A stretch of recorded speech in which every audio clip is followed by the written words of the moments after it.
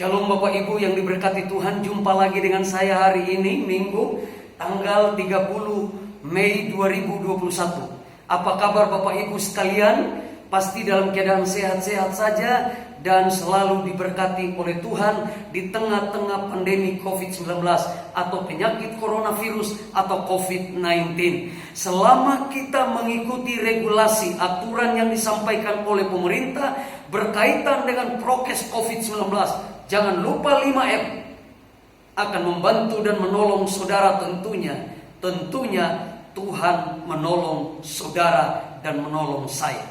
Mari saja kita mengambil Alkitab kita dan kita akan membacakan beberapa ayat daripada firman Tuhan. Tema renungan saya pada hari ini The New. Sekali lagi, tema firman Tuhan pada hari ini adalah The New. Artinya yang baru. Artinya yang baru. Bapak Ibu Saudara sekalian yang diberkati Tuhan kita Yesus Kristus, apanya yang baru? Muncul pertanyaan dalam hati saudara dan dalam hati saya, apanya yang baru? Yang pertama, di dalam Amsal Sulaiman pasal yang keempat ayat yang ke-23, Alkitab berkata demikian: jagalah hatimu dengan segala kewaspadaan, karena dari situlah terpancar kehidupan. Jagalah hatimu dengan segala kewaspadaan, karena dari situlah terpancar kehidupan. Yang pertama, Bapak Ibu Saudara sekalian yang diberkati Tuhan, adalah hati kita harus baru. Hati kita harus baru terhadap Tuhan. Kehidupan kita terhadap Tuhan, tentunya hati kita dengan Tuhan harus klop.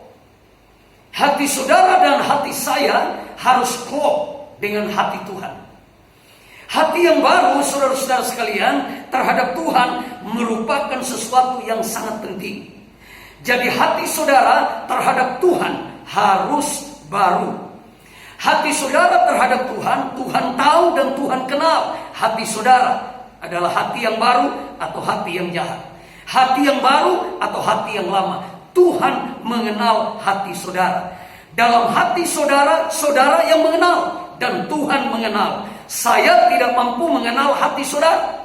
Sehingga hati saudara-saudara sekalian, hati saudara dan hati saya harus klop, harus bersih, harus lurus terhadap Tuhan.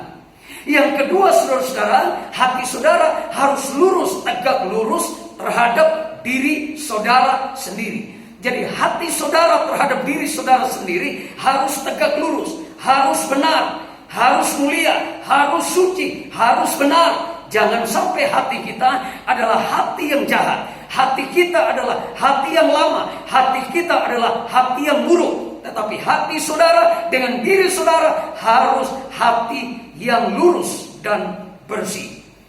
Yang ketiga, hati saudara dengan sesama saudara, dengan rekan saudara, dengan sahabat saudara, dengan keluarga saudara, dengan teman saudara harus tegak lurus, bersih dan benar.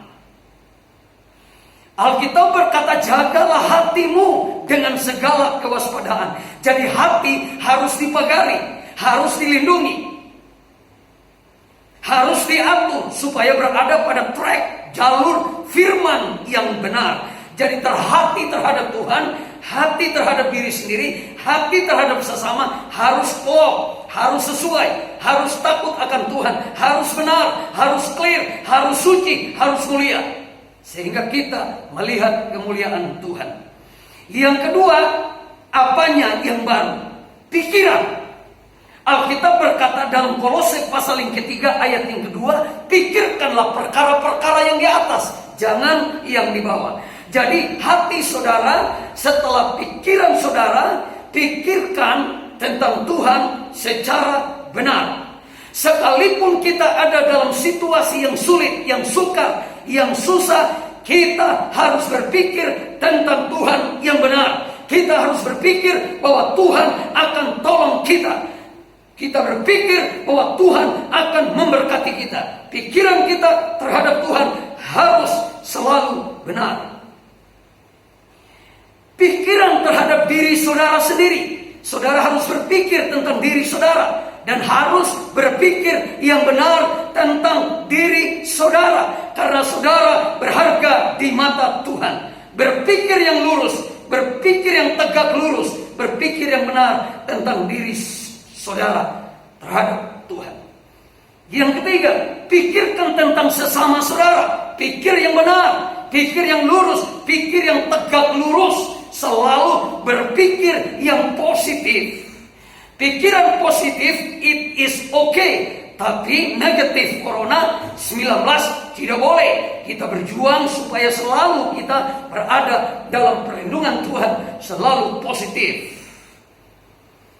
Yang ketiga Alkitab berkata adalah apanya yang baru? Ibadah kita. Ibadah kita harus baru.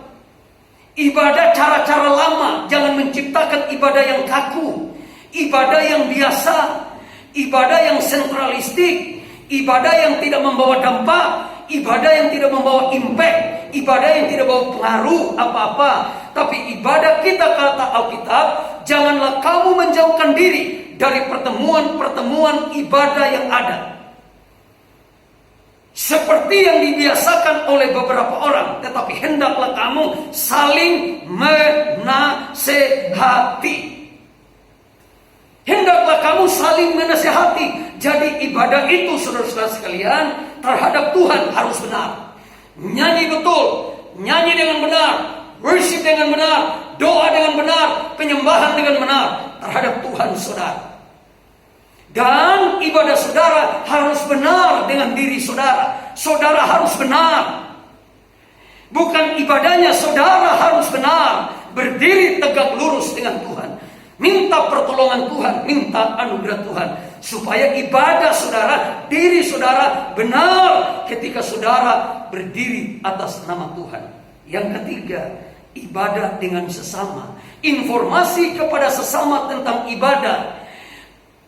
Ajakan demi ajakan untuk beribadah terhadap sesama harus benar, harus tegak lurus, harus sesuai dengan aturan-aturan firman Allah. Sehingga ibadah yang kaku harus disingkirkan. Si aku yang kaku, yang tidak laku, dipaku supaya laku.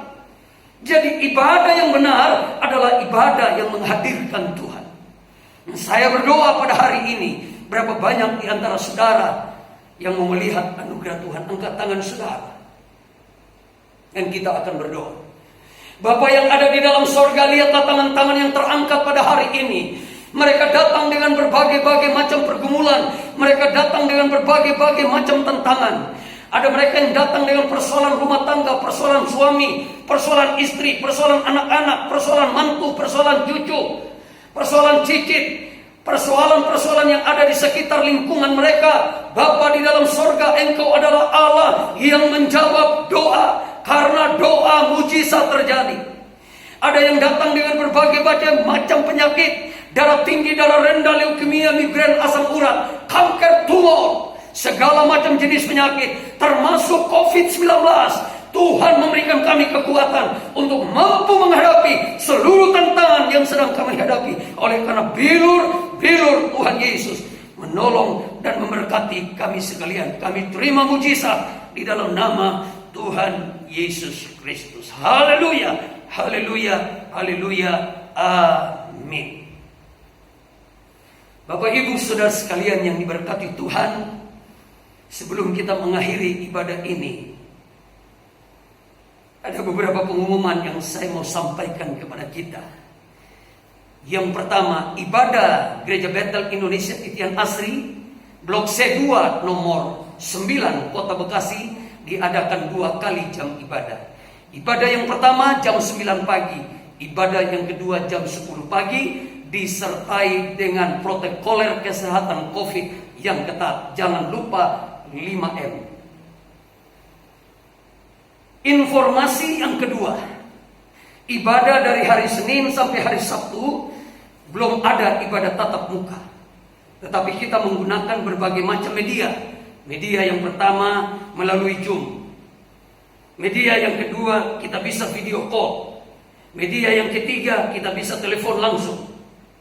Media berikutnya kita bisa SMS, bisa WhatsApp, dan seterusnya. Kita melihat situasi, kondisi yang sementara berjalan.